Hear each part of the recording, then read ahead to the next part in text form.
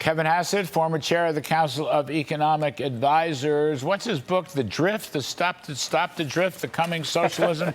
I don't know why we don't put it on the air. I love to sell books, and it's a really important book. Kevin Hassett, all right, if our own Kelly O'Grady is right, and I reckon she is, this has something to do with expectations of low interest rates. But I just want to ask you, look, the CPI has eased down. It's still up 20% from when Mr. Biden took over. But it's running 3 to 3.5% between the top line and the core. The Fed's target is 2. Now, if they cut the interest rate in September, which is only, 6 weeks before the election, this looks very political to me. This kind of looks like juicing the economy for incumbent Joe Biden Democrats to me. And they haven't exactly hit their target yet, which is 2%. What do you make about this? Right. I think it would be a pretty big mistake for the Fed to cut in September, but I think it's almost guaranteed that they're going to now if you talk to market participants. In fact, I think that they're going to cut, and they're going to signal that they're going to cut 3 or 4 more times after that at least. And if you look at the data, you're right that inflation has definitely quieted down, but it's still above target. And growth isn't really that bad. If you think about the last time that the Fed intervened right before an election, it was during the financial crisis, for goodness sake. And it actually made sense. The data said cut, cut, cut, because the world was falling apart. But here, the world is reasonably stable. Inflation is still above the target. And so I think there'll be a lot of accusations of them playing a political game. And I got to say, you and I both know President Trump really well. I think when the Fed starts to actually cut right before an election, they're probably going to hear from him.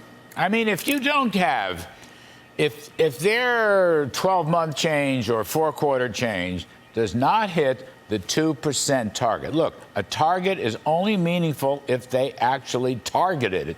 And if that's not the case, you can bet. I mean, John Carney of Breitbart wrote a piece yesterday, said it's going to be a September rate cut could trigger political vengeance. Now, you and I don't like to put politics into the Fed. We dealt with all that when we were working in the administration. We sure did. Okay, and we did what we could. But sometimes the Fed is wrong, and sometimes the Fed is political, and this could be a very close race. And, you know, Donald Trump knows a lot about stock markets and investment and Fed policy. He has very well-informed opinions. That's all I'm saying. If the Fed goes before their actual target is met, I think it's a gigantic mistake from their own credibility, much less the election.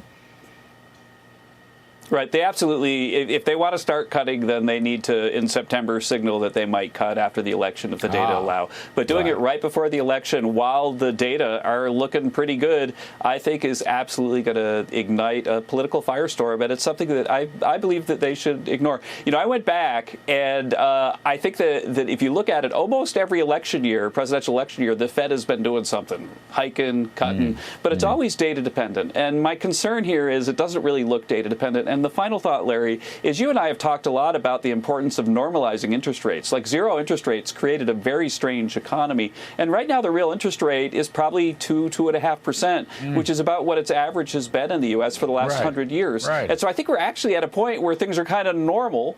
And if I were at the Fed right now, I think I'd try to leave them normal. Yeah, you got a great point. Kevin Hassett, folks, the best of the best. Thanks. We're going to talk some more on the radio, I hope, this weekend.